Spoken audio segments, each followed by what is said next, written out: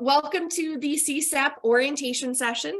We are here to learn about the Senior Community Service Employment Program, which we call SCSEP. My name is Kate Young. I am the lead trainer here at A4TD. I'm going to be giving you information about SCSEP, which is a workforce development project run by our organization, specializing in serving individuals 55 and older, unemployed, and looking for work. Let me give a little bit of background about who A4TD is. Our full name is Associates for Training and Development, and we began in 1983. Ms. Pat Elmer founded us, and we have been for the entirety of that time specializing on supporting mature workers and finding jobs. We are a 501c3 nonprofit. What we do is that we run projects that connect mature workers who are 55 and older with employment opportunities. So things like administering workforce development projects for the state and federal government, as well as some private foundations have asked us to run their projects. Our goal is to increase those opportunities and to help folks re-enter the workforce, not just for any job, but we want to make sure that we are helping folks obtain jobs that they really want to do and that they have some interest and some ability in, because we know that folks are more likely to stay in jobs and enjoy their jobs if they feel comfortable at them. We accomplish this mission, so we're able to do all of the good work we do because of our core values. You can see up in the top right corner there are the 4 main core values. So continuous improvement, we are constantly learning from what we do and growing what we do. And we just keep getting better and better at all the services that we provide. A great example, of course, is everybody had to pivot and learn and adapt during COVID, and we did too. We were able to come up with ways to continue serving our participants even during the lockdown. We also are really customer focused. And when I say customer, what I mean is that we put the attention on the people that we work with.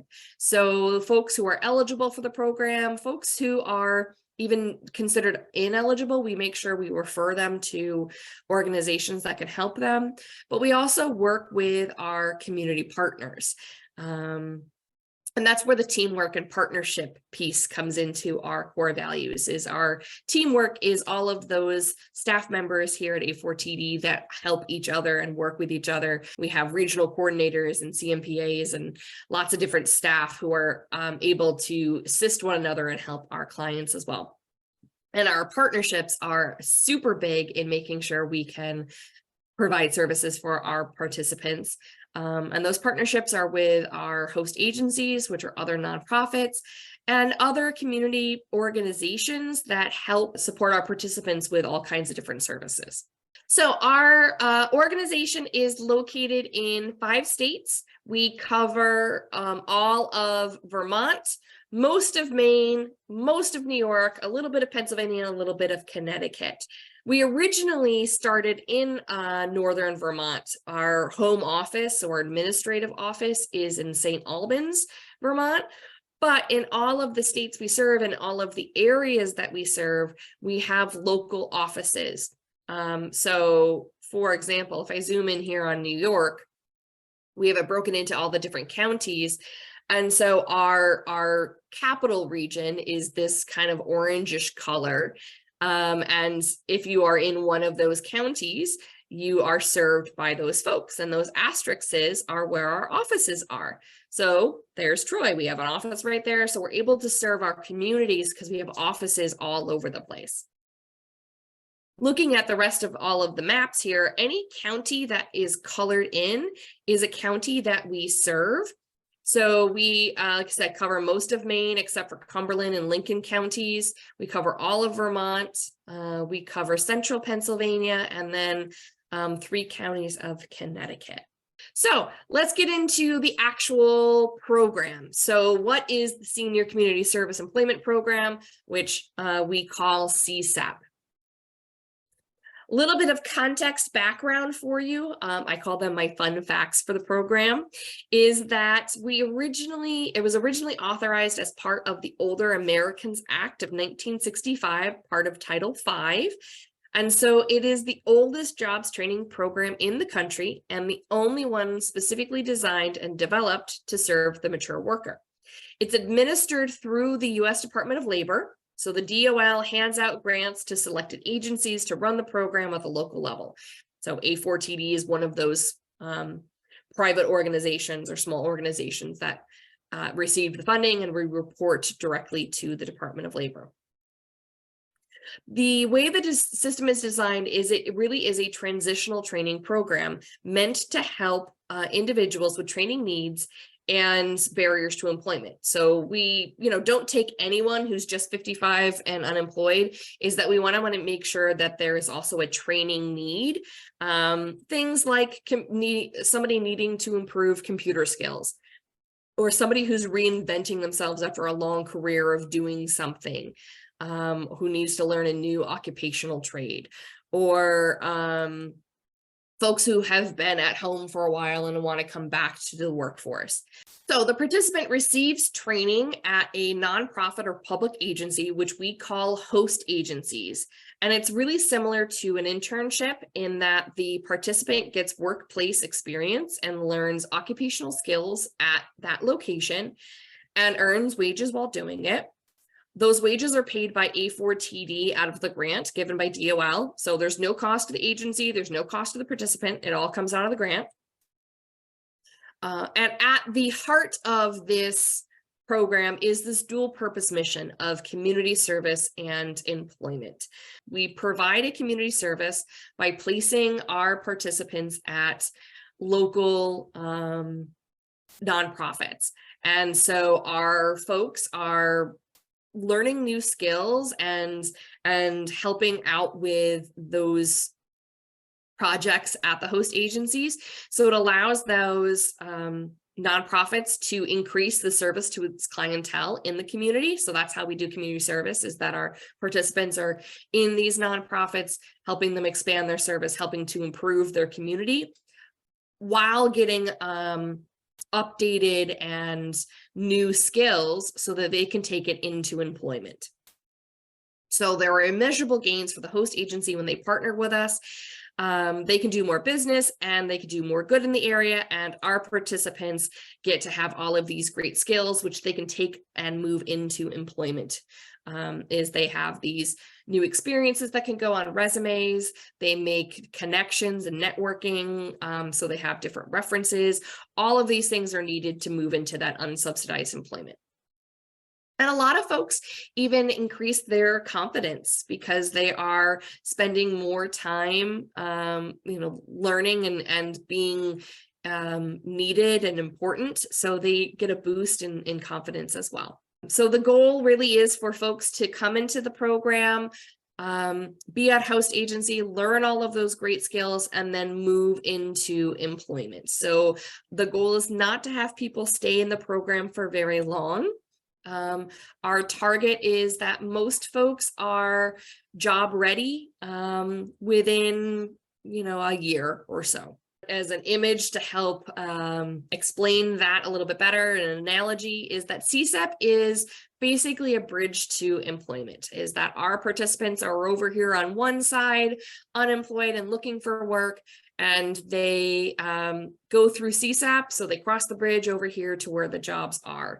And I like to use this image of a covered bridge because the supports that we give our participants make it so that they are able to be more successful in that job search, is that they're getting the training, but as well as that they're getting supportive services and they're getting lots of additional skills to help them be successful and really thrive. That's a little bit of background context as to what SCSEP is. Let me give you the overview. So the snapshot of what SCSEP is. Our participants get roughly 20 hours a week. Sometimes that number goes up or down depending on availability of funds. The wage that they are paid is the local minimum wage.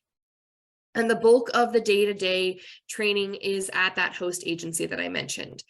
There is some time built into the week for participants to do a second type of training called offsite training, which is things like required workshops and adult education and things like that. I'll go into that into more detail in just a moment. We provide wraparound services. So I mentioned that covered bridge is that you get supports.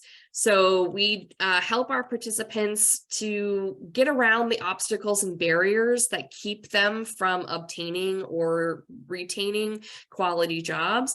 So these services include things like helping them to develop an employment portfolio, helping to identify job leads, connecting them with employers, helping to apply for jobs, giving references and advocating for them in that job search.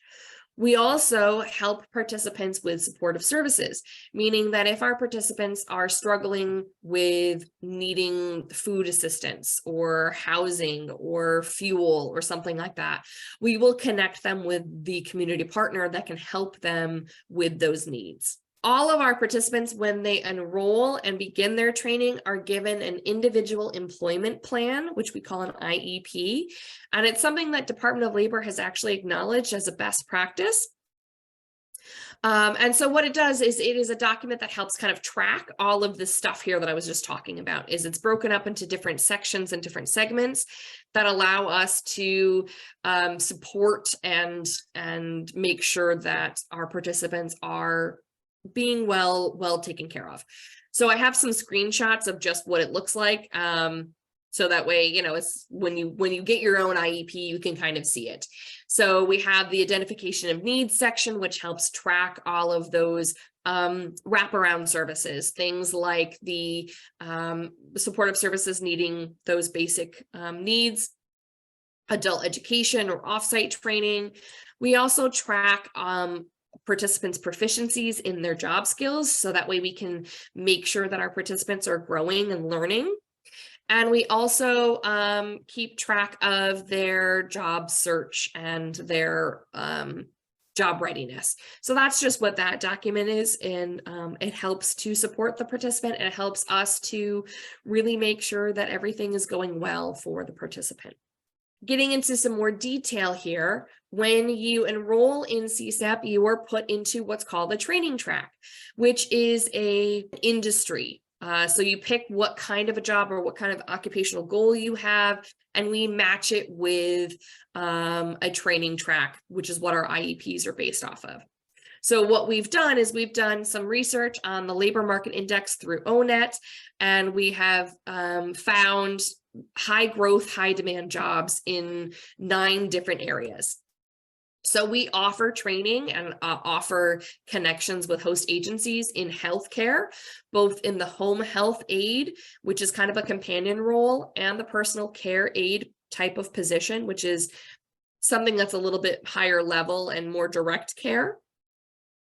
We also have training in food preparation and service, general office clerk, janitorial services, retail, customer service, stock clerk, childcare, and these are constantly growing. So I have other here as well, is that even in the last few months, we've actually added in both the childcare and the janitorial one, because we found that there was a need for it, is that there was opportunities for our participants.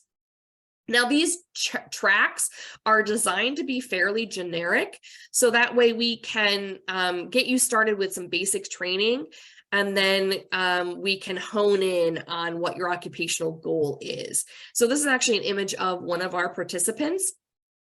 She is in the food service training track here. She's making a big old pot of sauce for a community meal.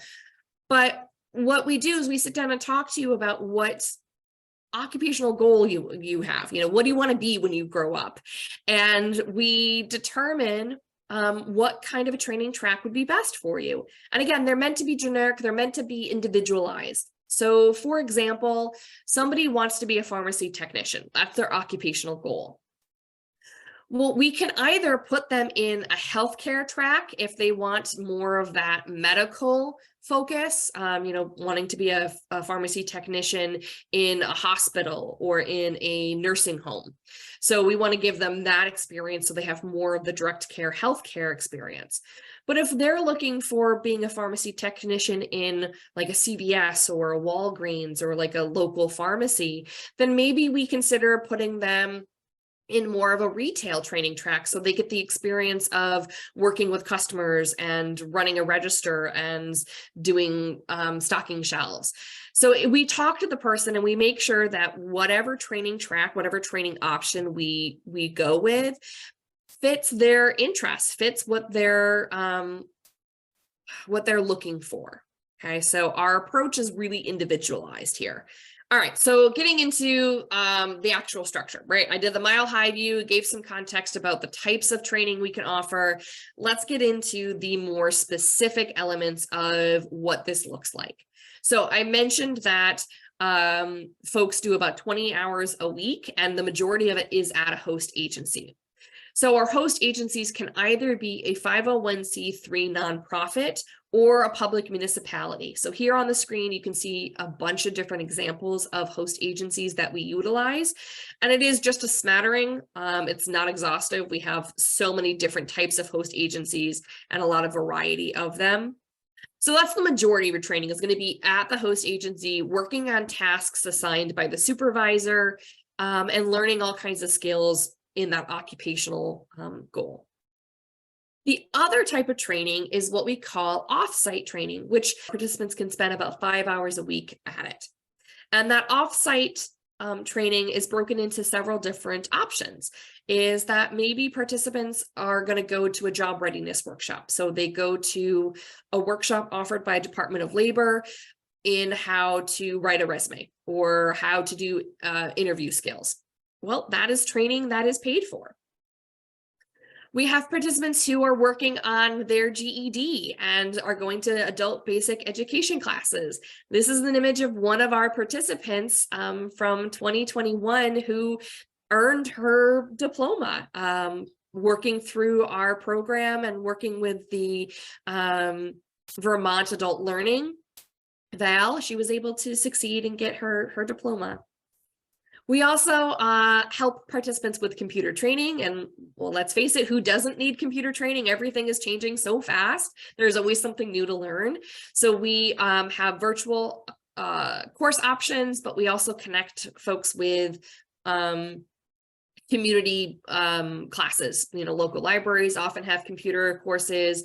In New York, there's the local Attain Labs run by SUNY that have computer courses. So that's another option for the offsite training. If somebody needs a credential for their occupational goal, so that example I gave earlier about a pharmacy technician, they need a license, they need a certificate. So that is something they could be doing outside of the host agency activity, that they could be working towards that certificate as part of the program. And then we also have monthly network to work meetings, which are fantastic. They're once a month. Our participants get together and they share their experiences and they ask questions, and we run a in-house training on a job readiness topic. So the network to work meetings are once a month and they're mandatory. All of our participants go. It's a great time. A lot of our areas, when they have network to work meetings, will also have, snacks and beverages. And it's just a time for participants to really connect with our staff and connect with one another. So that's the general structure. Like I said, about 20 folks are doing 20 hours a week or so. 15 of them are going to be at a host agency, and 5 are going to be on those offsite trainings, or at least that's the option that they have. We'll move into the next segment of this presentation, which is talking about the eligibility piece. So who are our participants? What are we looking for participants? So per regulation, participants must be 55 years or older. They have to be unemployed. They have to meet the low income threshold, which is 125% of the federal poverty guideline. and they have to live in one of the counties that we serve. Now, SCSEP is a national program. It is available in all of the states and all of the counties in all of the states. So if you live in one of the counties that is not highlighted, you can still participate in SCSEP. We would just have to refer you to the organization that runs it in your county, okay? And these other barriers, like I said, 55 and older, unemployed while in the program, and then the low income part. Most participants, most applicants look at this and go, yeah, I can tick those off pretty easy. I know how old I am. I know I'm unemployed. I know where I live. And then they get to the income and go, I don't know if I fit this. The way we factor income is pretty complicated because some income doesn't get counted towards that threshold. Things like, unemployment, state assistance, or disability, and even Social Security gets counted for part of it, not all of it. And so if you are looking at this and going, yep, I can check off the 3 of those, but I get to income and I'm not sure, go ahead and give us a call or apply, talk to us, and we'll figure out the income part. Okay. That shouldn't be something that you get hung up on. In addition to those federally regulated, mandated eligibility requirements, we also are looking for individuals who have a training need. And that training need could be a variety of things. I mentioned earlier about how it could be occupational training. So, trying to switch industries, trying to switch careers, and needing that updated skills. Most of our participants are in that category where they are reinventing themselves. They have spent years and years in a certain job and are looking to change. One of the success stories I like to share is that we had a gentleman who for decades was a carpenter and did construction, doing roofing, all of those things. And he got to a point where he just couldn't do it anymore, but still wanted to continue to work, still wanted to have a career. So he came to us and we actually worked on a retail training track with him, is that we got him some training in customer service and working in retail, so that he actually was able to get a job at the local Home Depot. So he has all of that experience of being in the construction trade. He has all of that great knowledge he can share, but he's now working part-time and in an environment that's a lot easier on him. So that's an example of that occupational skills training, somebody who wants to transition into a new job. Soft skills training could be things like learning how to communicate better or handle conflict. We also have computer training I mentioned earlier when I talked about offsite training, is that all of our participants get computer training. They also all get job readiness training. So, let's say that you have experience in an industry and you want to get back into that industry. You're just not having a lot of luck in applying for them because your resume needs help in updating, or your interview skills are not great. Well, that's a training need, so we can help with that. We also have to have, our participants have to have a barrier to employment. So the Department of Labor has defined 14 different barriers, which are basically just obstacles that prevent somebody from easily getting a job or staying in a job. And they could be things like being in a rural area because there's not a lot of opportunity for jobs. It could also be things like having a disability, or being homeless, or having been unemployed for a really long time. Those are all considered barriers to employment. Kind of other pieces that we always want to think about is our participants should want job training and should be motivated to find a job, because that is the ultimate goal of the program. Is folks come in, they get training, and they exit for a job. So if you are kind of considering, is this program right for me? Do I want to go with this? Then, ask yourself, do you want training? Can you train? is that you may want training, but you may not be ready for it. You may not be in the right kind of mental space, or you're in the middle of moving or something. Is that, you know, there may be some underlying issues that we have to take care of first before you can really devote yourself to the training. And we, you know, if that's the case, we can put you in contact with some partners and we can start working on some of those supports. And then we also ask, do you want to work and can you work? You know, just because you want a job doesn't necessarily mean that you are able to have a job. You know, maybe you have some factors that would make it difficult. You know, you have to take care of a loved one or something like that. We obviously can help with some accommodations, like it shouldn't necessarily be a health thing keeping you back, is that we can offer accommodations in some instances, but we just want to make sure that you are, you know, going into this ready to go and you want the training and you're ready to work and you can jump in both feet. Next steps would be to apply. You could do it one of a few ways. If you have access to technology, you can apply directly online by going to our website, A4TD.org, and going over to the top right corner where it says Apply Now. Click on the drop down and then choose the Senior Community Service Employment Program. This will take you to the first page, which is kind of a screener screener question. So it asks the two basic questions about whether or not you are unemployed and if you are above 55. Once you click that, you'll be able to complete the full application. And it's a pretty standard application. It asks a lot of basic information, such as your contact information, and then goes into program eligibility pieces. So it is asking about your income and your unemployment status and your residency. It also will ask you about what your training interests are and what kind of work you're looking for, what kind of background you have. So there's a bunch of different questions. You're going to complete all of the ones that have the red asterisks. You must complete those to submit it. Once you've answered all the questions, you would hit submit. If it is successfully submitted, then instead of looking at Don here, you instead will be taken to another page with a smiling woman and a list of documentation that you want to start collecting so that we can move on to the next process.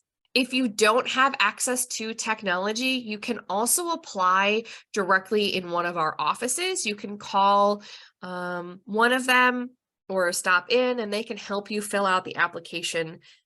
Once your application has gone through, our staff review it, and they, you know, if we have the availability and the opening and they have a good match for it, then what we'll do is we'll call you up and have a conversation with you, and we will find out more about you.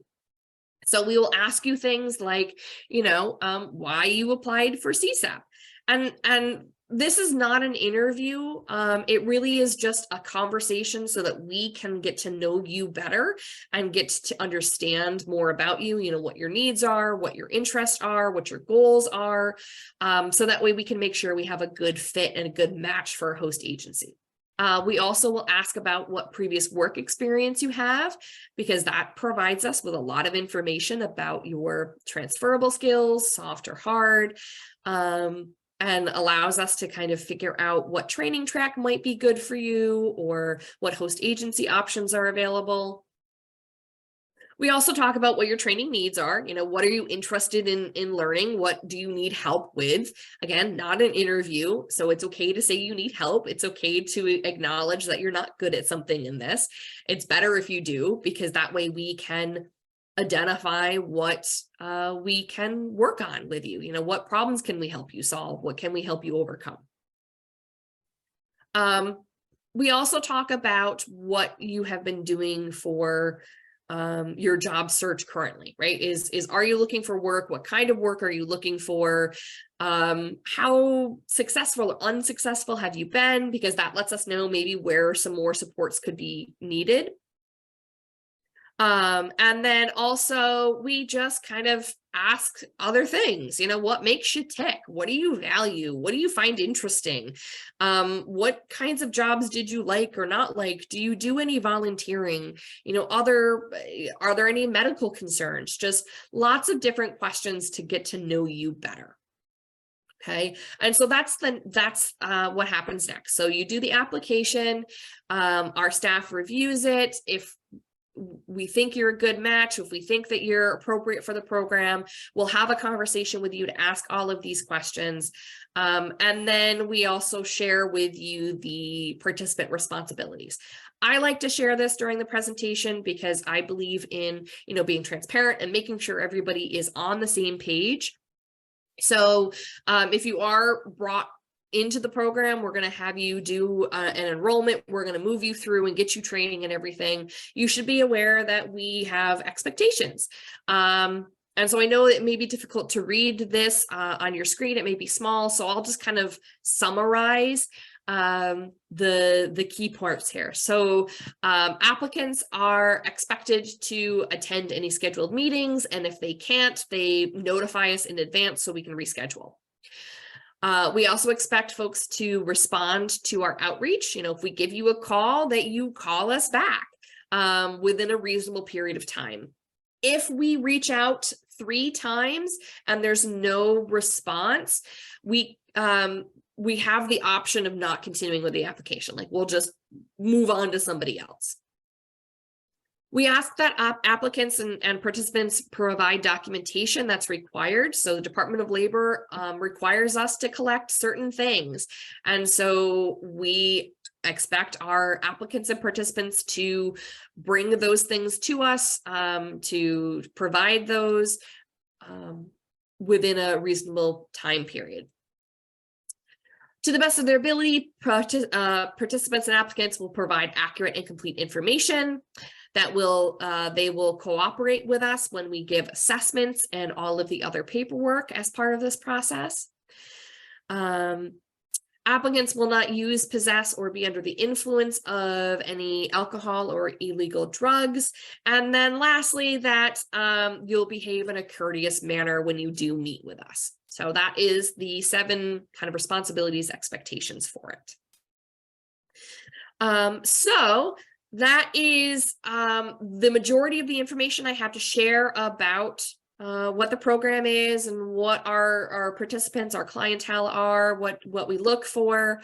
If you have any questions after the fact, or you want to get in contact with us, you can call this number here, 802-524-3200, extension 100 is kind of our generic customer service line if you have any questions or want information.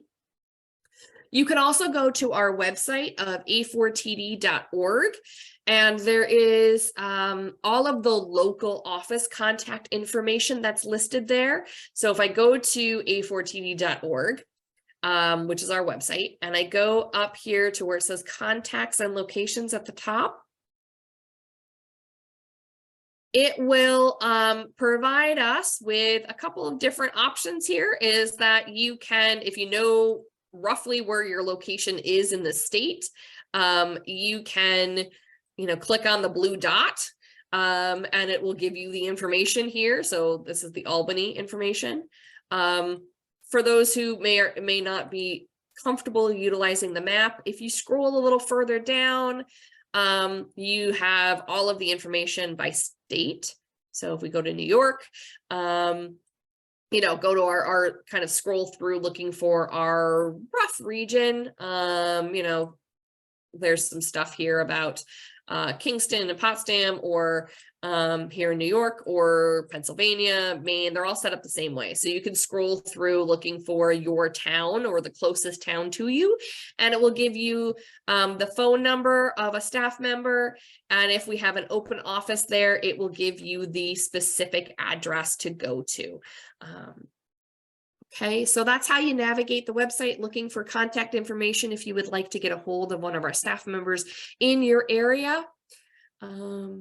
Any thoughts or questions about that? I hope you've got some good information. If you have any questions, like I said, you can contact the local office. You can send me an email about the presentation. So my contact information is kyoung@a4td.org. So my first initial and last name at a4td.org. I'm happy to answer any questions about the presentation itself. You can also give the call here and they'll direct you to my extension. I'm glad you could join us, and I hope you have a fantastic day.